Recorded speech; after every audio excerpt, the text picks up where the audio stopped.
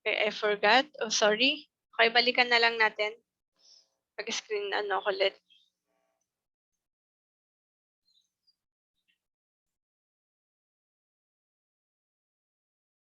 Okay, tapos na tayo sa review, okay? Okay, soul making, as what I said, this is the alternative place to know oneself and to look at the depth or the quality in the meaning of what we do in our daily lives. Okay, that is soul making. And there is no constant and concrete definition of soul making because that is subjective. Okay, and we have to consider different definition, and si Jandel nag-send ng photo pero it's too late. So, hindi na natin siya muna i-accept. Okay. Better luck next time. Okay, go back to the topic, knowing oneself. In soul making, who are you is the topic that throughout the process serves as the guidepost. Knowing oneself begins with consciousness in order to start the process. It is necessary to realize and embrace one's truth, history, and kapag namatay ito, guys, balik na lang ulit. Ano? Kasi 10 minutes, kaano na ulit siya. Mamamatay yung ating Zoom meeting. Okay, to embrace one's truth, history, and understanding of existence. With this newfound insight, art, which is actually the very core of soul making, can now come into play. Therefore, it is not so much that production that is mostly taken into account, but the method of perceiving anything. Okay? That is knowing oneself. What is your role?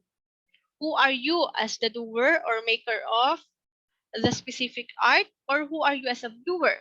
That is knowing oneself. Next, depth and essence. When we say depth, that is the quality, and essence, the importance of the art. Soul making is more than the soul's religious perspective. Okay? More on ito mga perspective, mga emotion, and ideas na nire-represent ng isang art. Soul refers to a person's individuality that resonates with his or her behavior. That is the soul. Since art is a human expression that is highly valued and symbolic, a person typically uses different art forms to fulfill the need to communicate and express himself or herself. Kaya nga meron tayong napag-aralan before, di ba? Na even though there are many different and various art forms, we believe that we do a specific art form because we can express ourselves better. Saan tayo mas komportable? Halimbawa, ako mas komportable ako sa charcoal painting. Kasi mas alam kong mas may express ko yung sarili ko. Some prefer pens artwork. Yung iba ginagawa is sculpture, di ba? We have different art forms. Iba nga music, di ba? Yung iba dance. The human desire to actualize his or her very being is strongly assisted by soul making. So that is depth and essence. Next is what we are doing. Art gives a person a sense of purpose about what he or she is doing, as any artwork is an expression of one's perception, feelings, emotions, and realities. The key to personal cultural growth is the process of creating such expression. Now, soul making utilizes every human experience to build the influence that can make the artist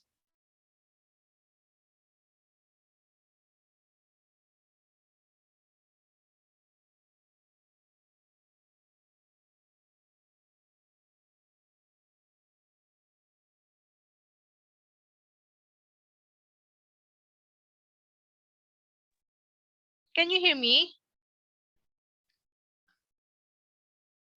Hello? Yes, ma'am.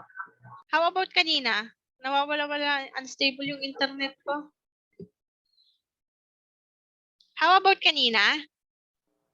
Nawawala po, ma'am. Nawawala kanina. Hindi tayo magkakaintindihan ng maayos, ano?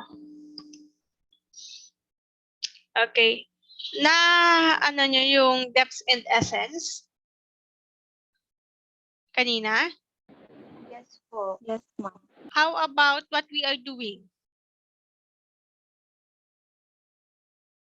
Hindi pa? Diyan pa lang po, ma'am. Okay. Okay, what we are doing. Okay? This art gives a person a sense of purpose, your objectives and aims about he or she is doing.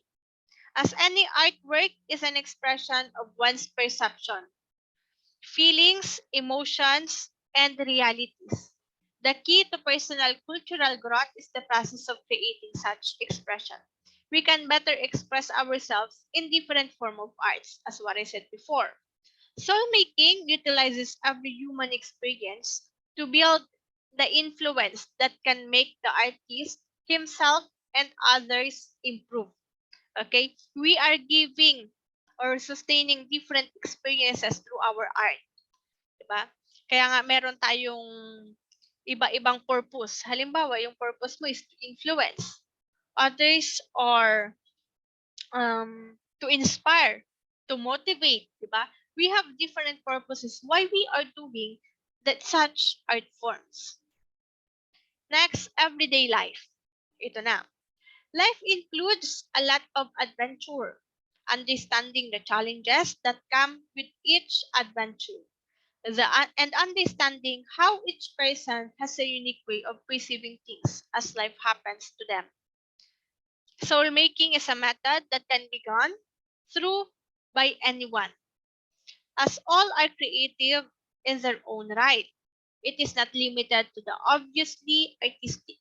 It's just a matter of losing yourself in the art of viewing the world from a different perspective and detaching yourself from yourself. Okay, in here, everyday life, we can have our ideas. Minsan malungkot tayo, ina-express natin yung emotions and feelings natin through art. Minsan masaya tayo, ina-express din natin yan. So, iba-iba yung understanding din natin sa art, kung saan tayo nakaka-relate. Halimbawa, yung pinakitang sa atin na art ay more on influencing the students. Tayo, or kayo as students, nakaka-relate kayo kasi alam niyo yung paghihirap as a student. Alam niyo yung mga difficulties, di ba? So that is everyday life. It is understanding the challenges that come with each adventure and also depends on the experiences that we have. Now, there are categories of soul making. First, crafting images.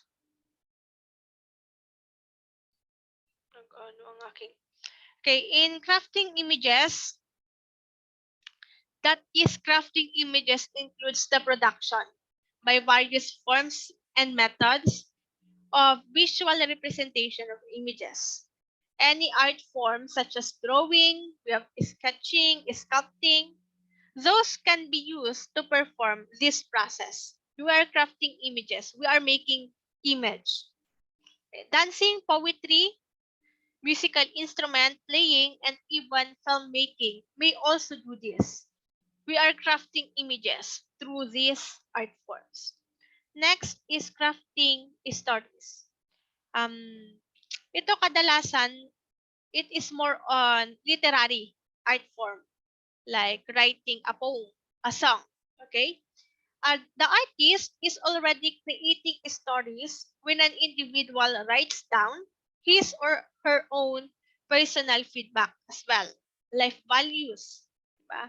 Deep feelings, ideals, and even high and low emotions. Similar to crafting images, he or she may be portrayed by different means when one craft story is presented. Stories can be delayed via vivid photos, example, calming music, and impactful sentences like speeches. That is also an art form. Okay? Next is crafting instrument. Crafting instrument are treated as bridge to unknown because the instrument creates sounds, diba? That exceed our thoughts, emotions, and sensations. The soul is accompanied by a vessel to the soul will not disappear. Instrument help people explore the magic behind music and its unique impact on a person.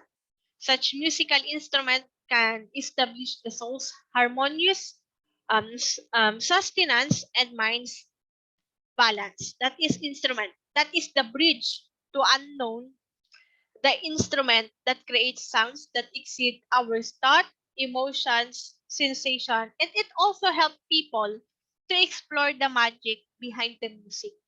Okay, that is about instrument. We have violin, we have piano, diba? Drums, different instrument. Next is crafting movement. Here, life is movement.